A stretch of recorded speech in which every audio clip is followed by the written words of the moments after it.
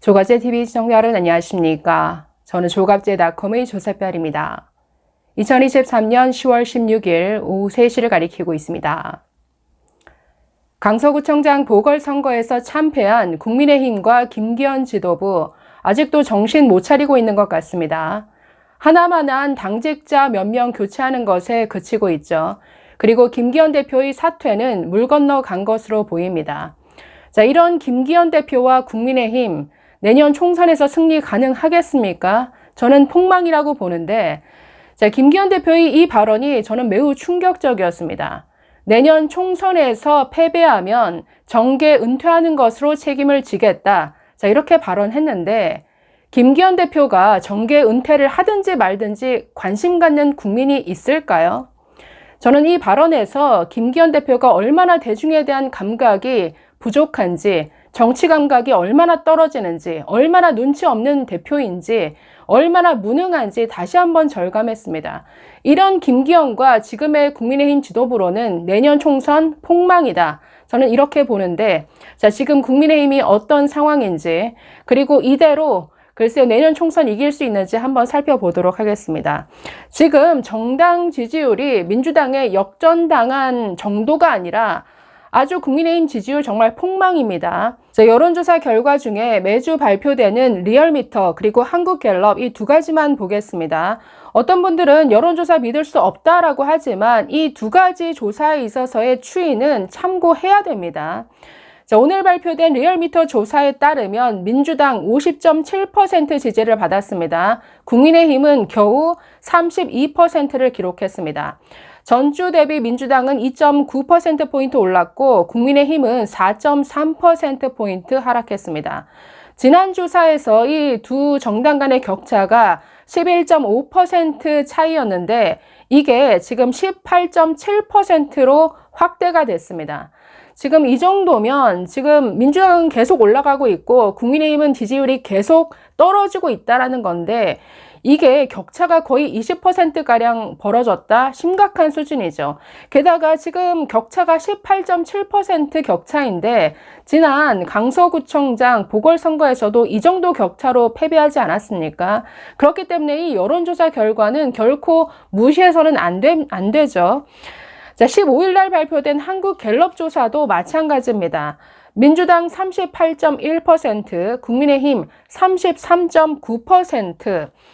자, 이 여론조사 결과를 보더라도 역시나 민주당은 계속 오르고 있고 국민의힘은 계속 내려가고 있는데 자, 지난 6월 실시한 조사에서는 국민의힘이 38%, 민주당은 32.8%로 여당이 앞섰습니다. 그러다가 8월 조사에서 국민의힘이 35.5%, 민주당이 34%로 격차가 줄어들더니 이번 조사에서는 민주당이 오차범위 지금 거의 박 수준에서 국민의힘을 앞서가고 있다는 것이죠. 자, 그래서 지금 거의 모든 여론조사 결과 추이가 민주당 지지율은 올라가고 있고 국민의힘 지지율은 아주 쭉쭉쭉쭉 빠지고 있다.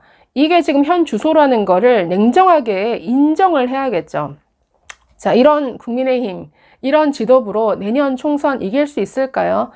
문제는 지금 서울이 위험하다라는 겁니다. 지금 강서구청장 이번 선거에서도 나왔죠.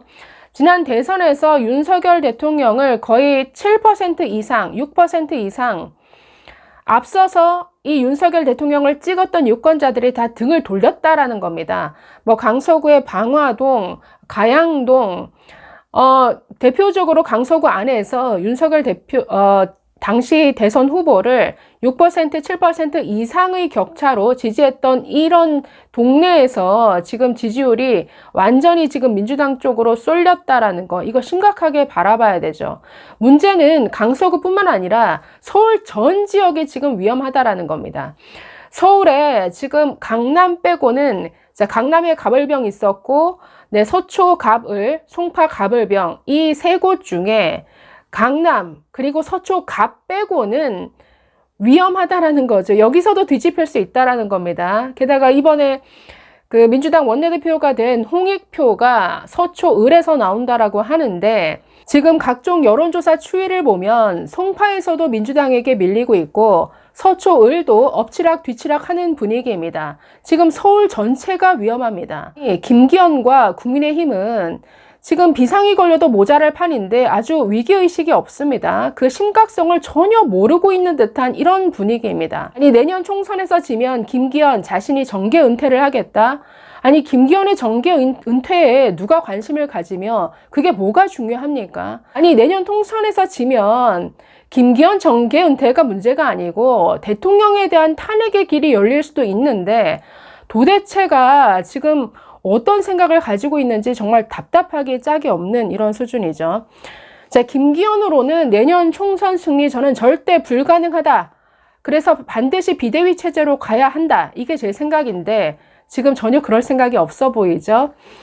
자, 김기현이 왜 안 되느냐. 자, 김기현의 가장 큰 죄는 이 국민의힘이라는 정당을 정말 보기만 해도 짜증이 나는 매력 없고 존재감 없고 능력 없는 아저씨 정당으로 만들어 놨다라는 점입니다.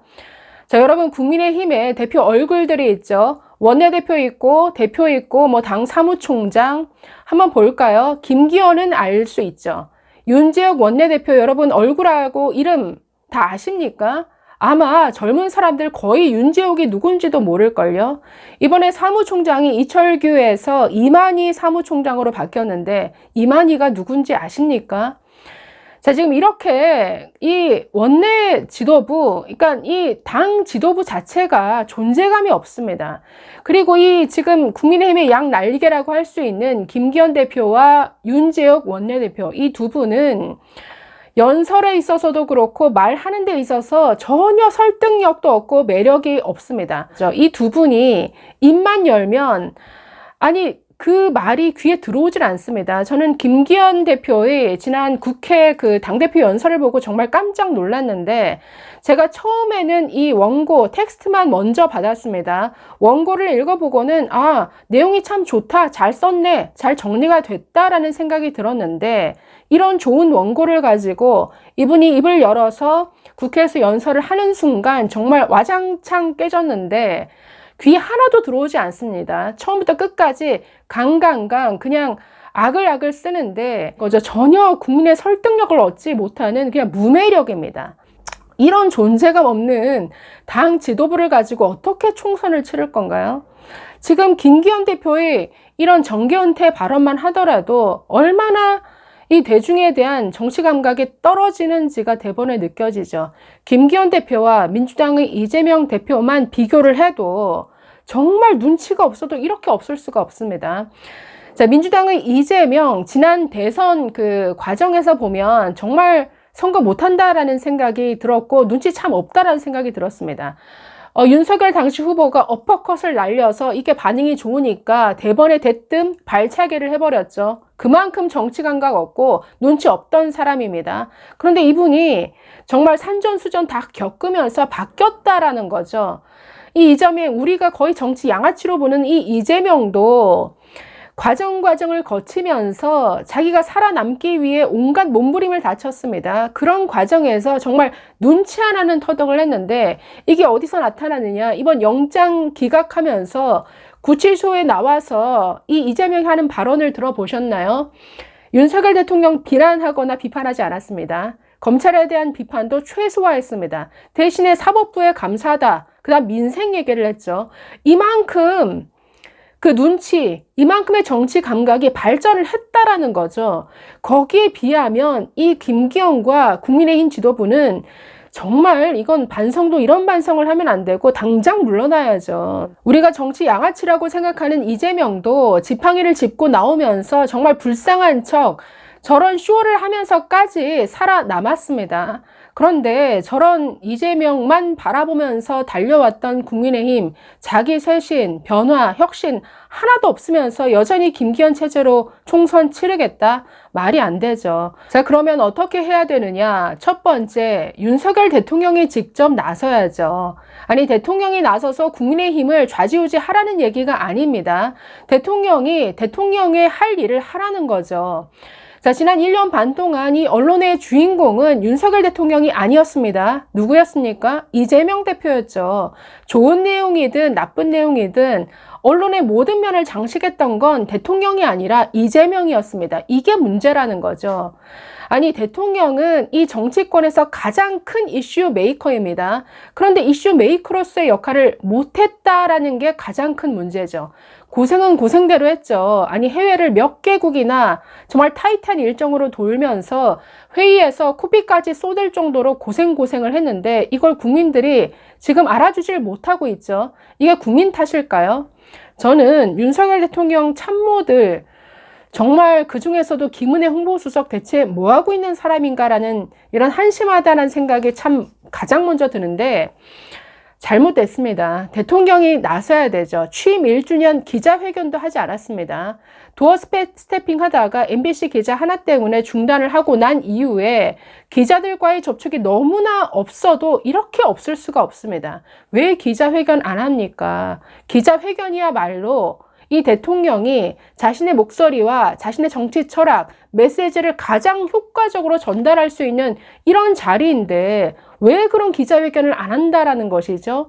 기자회견을 열어서 질문을 받더라도 도대체 저 정치 양아치 이재명에 대해서 어떻게 생각하는지 정면 승부가 아니 윤석열 대통령이 가장 잘하는 것 아닙니까? 지난 대선 토론에서 정말 어떤 검사의 기계를 가지고 이재명 후보를 누르던 거 정말 우리 통쾌한 심정으로 바라보지 않았습니까?